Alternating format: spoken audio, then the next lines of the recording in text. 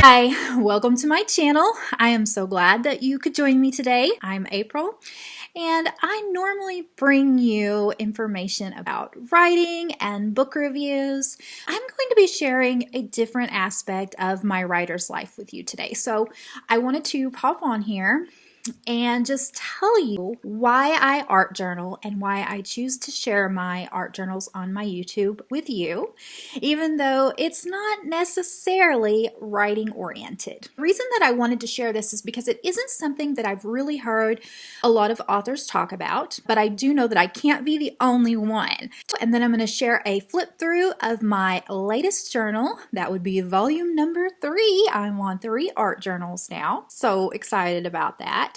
Why I art journal and why I think it is important that some authors have an additional creative outlet outside of their writing, or at least their writing related career. If you art journal or if you have another creative passion that outside of writing, go ahead and hit that thumbs up button so that I know that I am not the only one.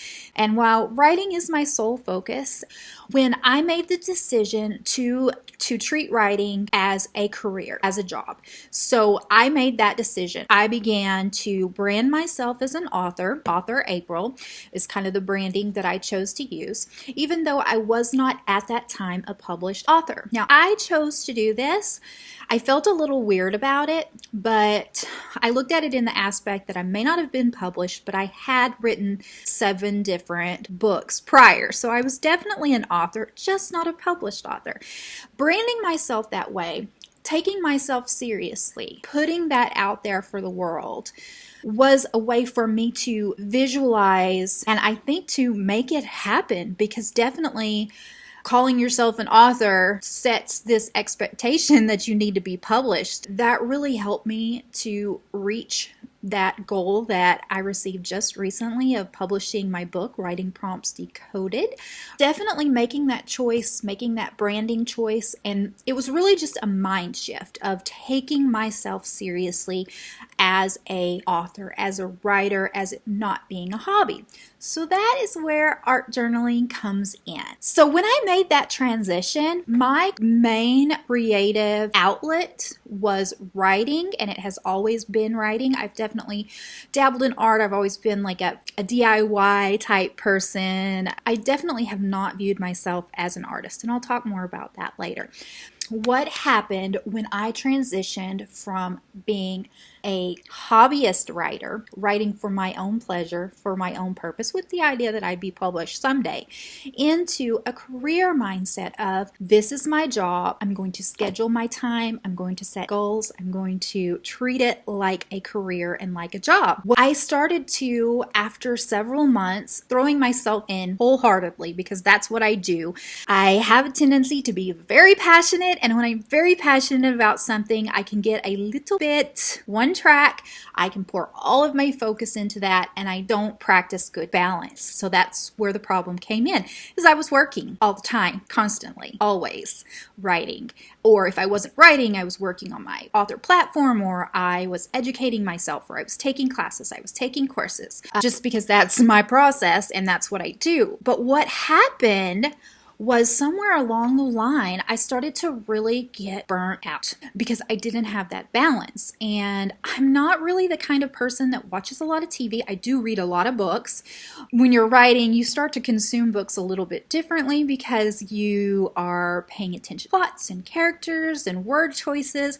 And while it's still 100% enjoyable for me to read, I am learning as I go. Everything was tied into work in some fashion. I just really needed an outlet from that. I really needed some way to express myself that is just for me, because the mindset shift went from me writing creatively for myself as an expression to me writing creatively as an expression, but in a way that would benefit others, because I wanted to write something that people want to read. I wanted to bring value to the reader. So it had to be about more than just me. Now, that's not the case for all authors. There are some authors who write, they are their primary target. They write purely for themselves, whether they publish or they don't, and that's okay. It's just not the way that I can write. So I lost something there. I lost my primary creative outlet. I needed to get back into something, and I chose art journaling, and I've also dabbled in bullet journaling, but again, because bullet journaling is planning, I got to see, even though there's an artistic bent to it and it is enjoyable, I still have to say it falls under the category of things that are writing related, because I am generally creating those spreads and, thinking about incorporating all the things that I need to do and making sure I have space for it in the bullet journal. So again, that falls under that somehow work related. That's why I began art journaling.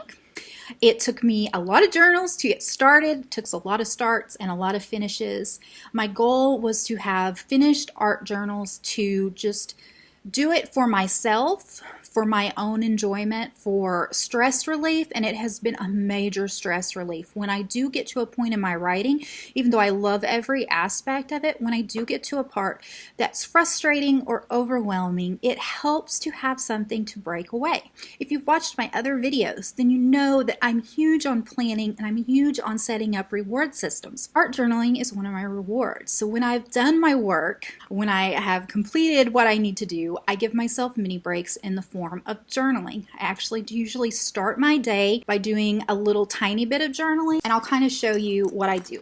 When I don't want to create a full page, and I stumbled on this idea from James Burke, who I absolutely love to watch, and he has a thing called Tag Tuesdays, and he does these just like awful. My kids were laughing at me. They were like, so my little pineapples, they're just proof that practice does make you better. This was a fun little one of my first tags that I created there. I will do just a mini little doodle on a scrap of paper just to kind of start my day out, to get my creativity flowing. And, for me, that it does. It jumpstarts my writing. It clears my mind. I'm just able to creatively express myself, kind of de-stress in between writing and before I get started writing. And it has really made my writing process much more enjoyable. It's opened up my creative flow, brings good joy to me. So that is one of the reasons that I really think, as an author or a writer, if you get to a point where you start to burn out, you might want to take a look at, are you creatively being able to fill yourself up as well as express yourself in other ways? Now, it doesn't have to be art journaling. That's what it is for me right now in this season of my life. But it could be getting out in nature. It could be fishing, hiking, journaling, or just so many different ways. Yoga, just whatever it is that inspires you creatively.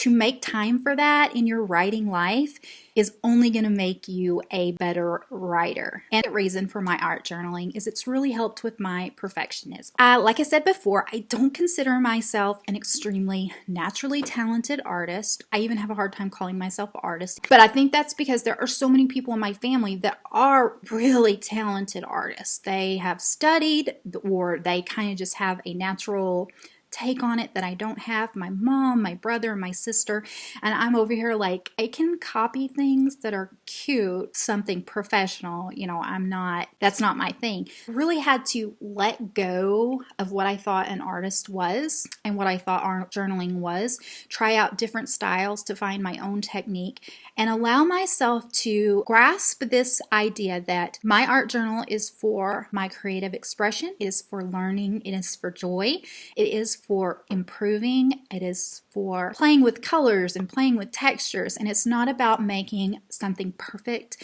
not about making something for the public to consume. So the only reason that I am going to show you these journals is because they are an important part of my writing career. They're my outlet. That is what I wanted to share with you today. I do apologize. I don't have a way to do overhead shots. I have tried it with my iPhone and the shots came out good, but it just takes too long to upload these videos to my computer. I just don't have time to, so much to do writing wise, marketing wise, editing, publishing, planning, that I don't have time or the equipment right now to do the overhead shots. So I'm going to do the whole hold it up to the camera thing. That's weird. And I know that's not the way most of them are. Eventually I will invest in, when we get moved, I will invest in a better camera so that I can do that. But I'm not going to let the the lack of technology or the lack of being able to do it the way that other people do stop me from doing my journal flip throughs. So bear with me, enjoy. I hope that it inspires you,